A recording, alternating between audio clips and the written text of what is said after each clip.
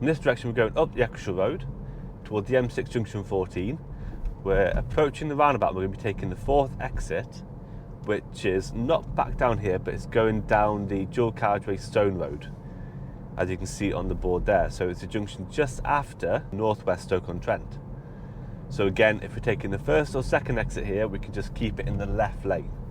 If we're taking the 3rd, the 4th or the 5th, they want to make sure that we're using the right-hand lane and bring it over into the left lane at the appropriate time.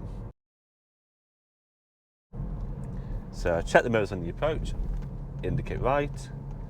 I can already see there's a car in the lane in front of me, so I'm going to keep behind, keep an eye on him, keep an eye on the right.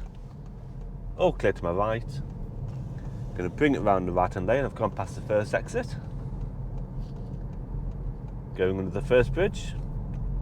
We don't class this as an exit as it's a motorway off-ramp, but we class this one as the 2nd.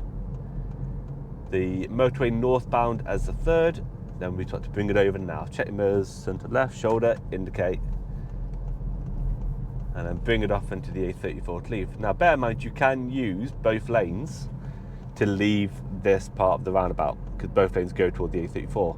However, I would always be cautious of cars using the left lane and going round down the Eccleshall Road. And then back onto the A34 link road, and we're going to build up our speed.